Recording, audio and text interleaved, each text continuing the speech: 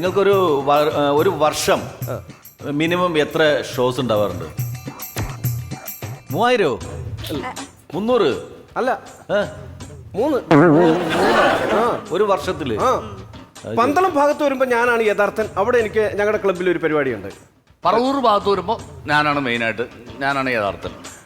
പിന്നെ കായംകുളം ഭാഗത്ത് കുടുംബശ്രീക്കാരുടെ ഒരു പരിപാടിയുണ്ട്. അതിൽ വരുമ്പോൾ ഞാനാണ് യഥാർത്ഥ. അപ്പം ഞങ്ങൾക്കൊരു പ്രോഗ്രാം. ആകെ വർഷത്തിൽ 3 പ്രോഗ്രാമേ കിട്ടുള്ളൂ. അല്ല, ഇവരാരെങ്കിലും കാശ് തരാറുണ്ടോ? തരൂല, ചിലപ്പോ ചായയും എന്തെങ്കിലുമൊക്കെ തരും. അല്ല, നല്ല ഫുഡ് തരും. അത് തരും, ഫുഡ് തരും. അത് തരാറുണ്ട്. അതൊക്കെ അവിടെ ഇരിക്കട്ടെ. ഈ മ്യൂസിക്കിനോട് നിങ്ങൾക്ക് ഇങ്ങനെ അറ്റാച്ച്മെന്റ് വരാൻ കാരണം എന്താ?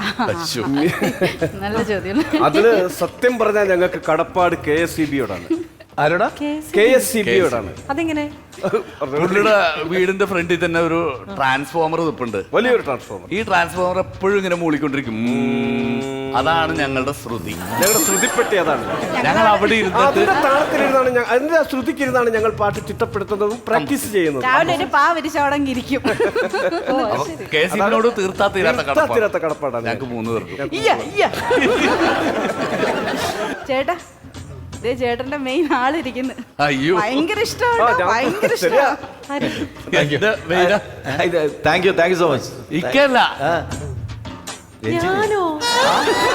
ഭയങ്കര ആരാധകനാണ്. രഞ്ജിനി കാരനോട് ഞാൻ 10ാം ക്ലാസ്സിൽ തോറ്റത്, മലയാളം പരീക്ഷ തോറ്റത്. അയ്യോ, അതെന്താ? അത് എന്താന്ന് വെച്ചാല് മഞ്ചരിയുടെ ലക്ഷണം പറയാൻ പറഞ്ഞുകൊണ്ടൊരു ചോദ്യം ഉണ്ടായിരുന്നു. അപ്പൊ ഞാൻ അതിനകത്ത് എഴുതി, ശ്രതകാകളി വൃത്തത്തിൽ 2ാം പാദത്തിൽ അന്ത്യമാം 2 അക്ഷരം കുറിച്ചീടിൽ അത് രഞ്ജിനി ആയിടുന്നു. മഞ്ചരി ആയിരുന്നല്ലേ? അങ്ങനെയാണ് എഴുതേണ്ടത്. അങ്ങനെ മഞ്ചരി ഷൈൻ ചെയ്യണ്ട, രഞ്ജിനി ഷൈൻ ചെയ്താൽ മതി. ഞാൻ രഞ്ജിനിക്ക് വേണ്ടി ജീവിക്കുന്ന ആളാ. അയ്യോ, എനിക്ക് വയ്യ ചേട്ടാ. ഇതാണ് ഈ പറയണത്. രഞ്ജിനിയൊക്കെ ഓർക്കാൻ ഒരുപാട് പേരുണ്ട്. നമ്മുടെ ഒന്നും പേര് ഓർക്കാൻ അല്ലേ കൃഷ്ണനെ? ഒരാളും ഇല്ല. അതെ അതെ. ഒരു പരീക്ഷയ്ക്ക് ഇക്കയുടെ പേര് ഞാൻ ഓർക്കാറുണ്ട് പരീക്ഷയ്ക്ക് പോകുമ്പോ. ഉണ്ടോ? പിന്നെ അയ്യോ, വൃക്കയുടെ പടം വരയ്ക്കാൻ പോകുമ്പോ ഞാൻ ഇക്കയുടെ മുഖം ഓർക്കും. ഒരു ആവശ്യമില്ല, ചോദിച്ചു മേടി.